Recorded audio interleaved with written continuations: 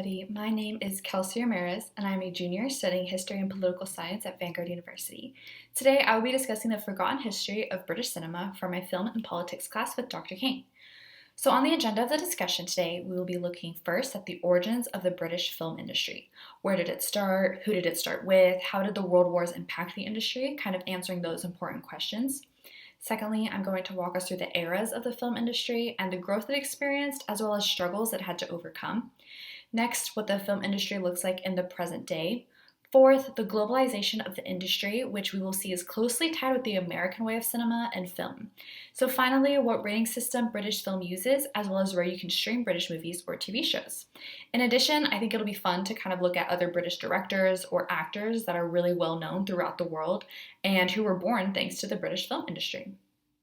So first, to start off, here are some famous actresses that most of us recognize.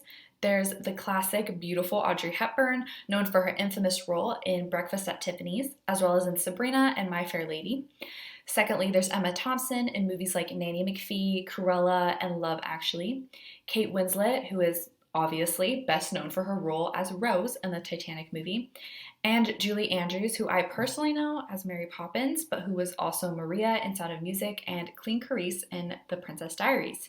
Other names that you might recognize are Maggie Smith, Emily Blunt, Keira Knightley, and Emma Watson.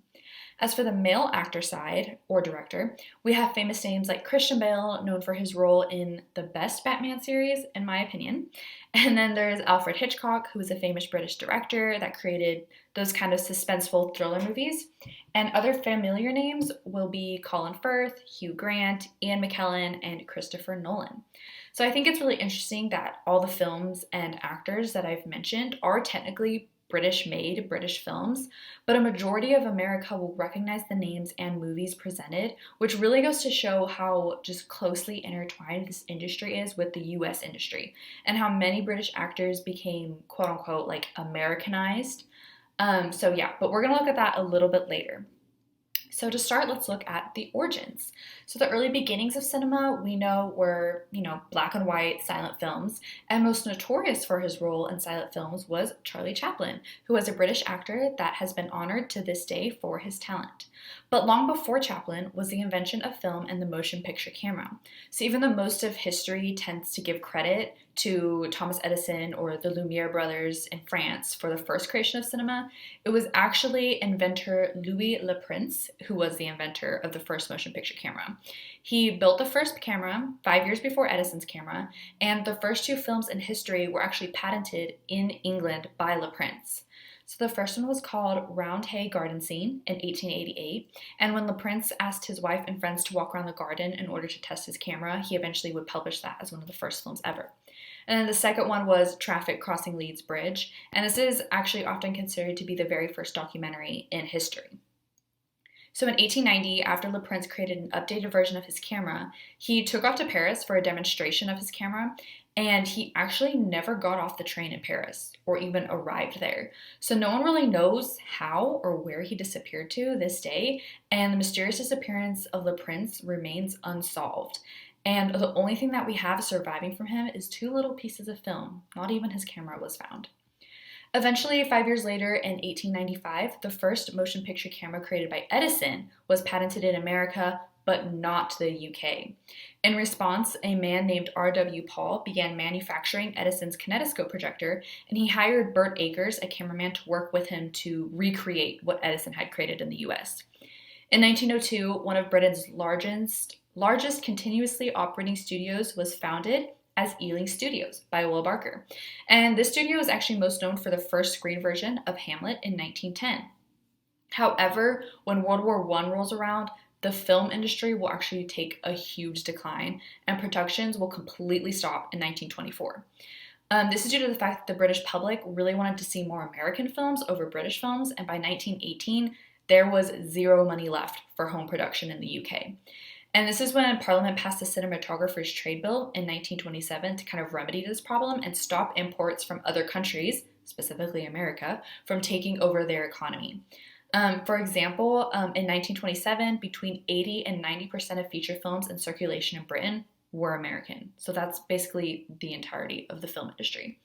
Sir Philip Lister, who was the president of the Board of Trade and Parliament at this time, he reads out the new resolution in March of 1927 in Parliament, and he says, "The Imperial Conference, recognizing that it is one of the greatest importance that a larger and increasing proportion of the films exhibited throughout the empire should be of empire production, commends the matter and the remedial measures proposed to the consideration of the governments of the various parts of the empire with the view to such early and effective action to deal with the serious situation now existing as they may severely find possible."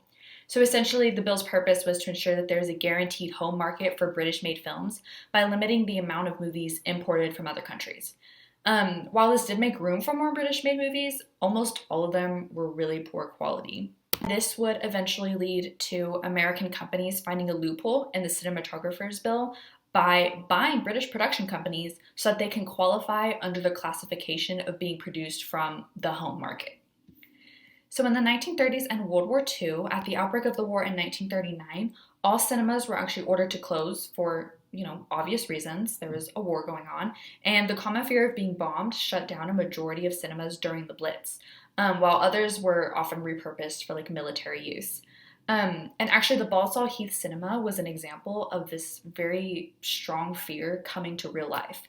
During the Birmingham Blitz, Balsall Heath Cinema was screening the movie Typhoon, starring Dorothy Lamour, and it was hit by bombs, leaving 20 people injured and 20 people dead. Here's kind of a picture of what it looked like post-bombing. You can just see the destruction that it caused.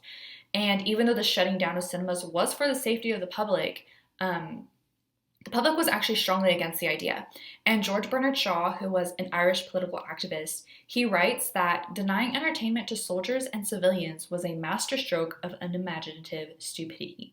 So clearly, him and the public felt very strongly about the shutting down of cinemas.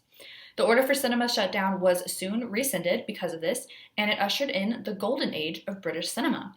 During this time, cinema admission figures rose to over 1 billion for the year and would only keep increasing. Since the British public requested more realistic films, British studios turned to documentaries and war-related films, propaganda films, and this would actually grow the British cinema reputation of excelling in realism, which they are still known as to this day. So one article reads, "Instead of the stock Hollywood fantasies, the new wave of British directors are offering us real-life situations. Whatever the genre, they are doing it with freshness and authenticity to which audiences all over the world are responding." A familiar movie that was released during this era in 1939 that kind of plays into this theme was Gone with the Wind. So during the wartime, Ealing Studios was a large contributor to the propaganda and documentary films produced, including Went the Day Well, The Foreman Went to France, and Undercover. You can actually find all of these really short black and white films on YouTube, if you're curious. So the period of the 1930s is not only important for the outbreak and influence of the war, but also because of an important director most of us know by the name of Alfred Hitchcock. He was one of the best directors in history, and most of his films are still watched in living rooms around the world to this day. He was world-renowned for his heart-racing thrillers that captured audiences' attention through twist endings and suspenseful settings. From 1925 to 1939, he directed and released 22 of his 53 films. In the British cinemas and for major studios like Gainsborough Films and British International Studios, Hitchcock was actually the highest-paid British director in the 1930s. So it really goes to show his talent. Hitchcock's most famous movies are Psycho, Rear Window, The Birds, To Catch a Thief, and The Lady Vanishes. Post-1930s, though, Hitchcock would move to Hollywood and he would continue his filmmaking career there, as the industry over in America was larger and more financially stable than the UK industry. In fact, this will be a theme throughout most of the eras of Britain's film, as the industry will become strongly Americanized and dependent on the US due to financial distress and become so closely intertwined with Hollywood, it's going to be hard to tell where the British industry ends and their Americanization begins. So as we walk through the eras, we will start with the 50s and the 60s. And this was a time of extreme American expansion. This whole time that I've been talking about Americanization, this is kind of where it's really kicked off. So since there were still such strong restrictions on the US studios, it made these studios look at the UK as a production ground more than anything. US studio outposts were established all over Britain for this purpose. And basically, the US finances took over the British industry. From this point onward, the US would become a pillar of support, holding up this fragile British industry through finances, US distribution, and just the presence that they had in international markets was thanks to the US. For example, by 1968, the domination of the US was starkly apparent, with Hollywood supporting 88% of all British first feature films and providing 90% of the total investment in production. I think this really showed itself most especially in the way that British actors began to be recognized. Oftentimes, they were confused as to whether or not they were British or American, and to be honest, I think that confusion still exists today. I mean, there are actors like Emily Blunt or Christian Bale that take on so many roles in Hollywood that even I will sometimes forget that they're British born. And as a side note, this is also the decade when the war movie Bridge on the River Kwai was released and the start of the Bond films. So the next era to look at is the 70s. This was actually a very unfortunate time for British cinema. It was when Margaret Thatcher's first conservative government would threaten to cut government funding to the film industry, and she would follow through with this threat, and admissions would actually drop from 193 million to 110 million, which is a very staggering drop. And most of the times, the 1970s is actually the decade that mainstream British film industry would prefer to forget due to the dwindling audiences and finances. And to be honest, I don't blame them. So in 1980s, this will mark a decline of film revenue as well. You thought that you couldn't get any lower than it did in the 70s, but actually you can.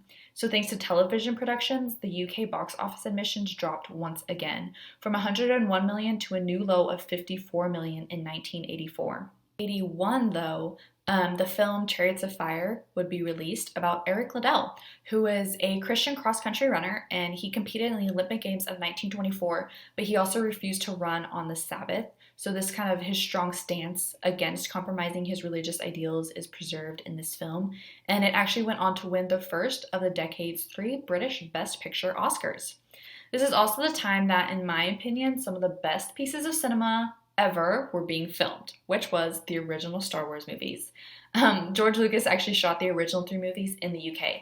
And another interesting story also about this time was about Jim Henson, who was the creator of The Muppet Show. He was an American, and he pitched his idea to US studios, but he was actually immediately shot down. So he ended up going to the UK, pitched his idea to British studios, and was thought to be, the funniest man alive, super witty, brilliant, and an all-around jolly good fellow. So it is thanks to the UK film industry that we now have those great movies about the beloved Muppets. Moving on to the 90s, this was considered the rise of Britpop. It was an era of experimentation. This was when new young artists, directors, actors were getting the chance to be screened. It was also when movies became more cinematic. Most importantly, it was when the National Funding Lottery was started in 1994, which would boost the financial dilemma that was happening in Britain. It would boost that significantly. Basically, it was an era that proved the UK could make films for themselves, and they aren't entirely dependent on the US. And that was when they felt like it. So this was a decade that the great romance movie Notting Hill was released in 1999, starring Julia Roberts and Hugh Grant. So through all these ups and downs, the era of the UK film industry may have moments of prosperity and profits, but also the increased dependence on America's dominant influence in the global film industry. So let's move on to what it looks like present day. So in 2015, this was dubbed the new golden age of UK film and would only continue getting better from this point on.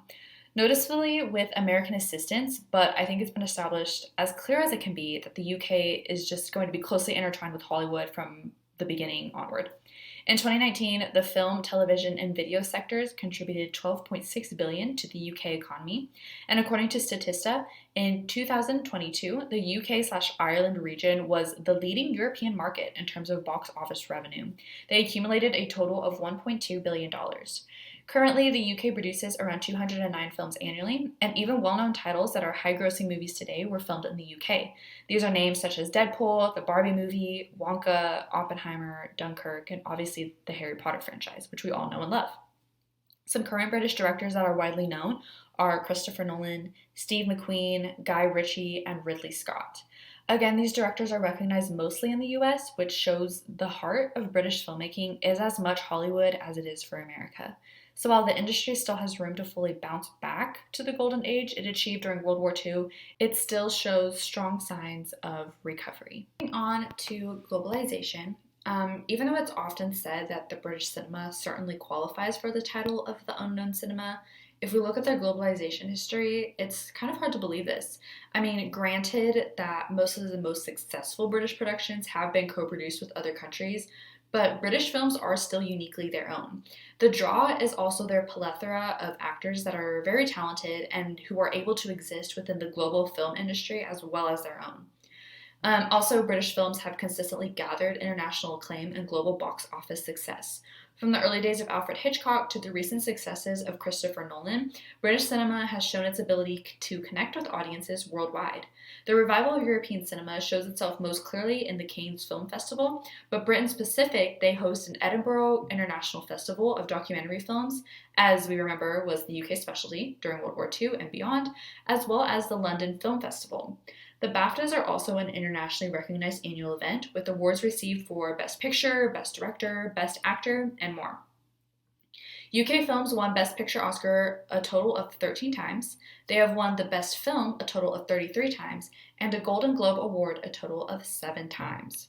As for their rating system, the BBFC, or British Board of Film Classification, has had the role of classifying films since 1912.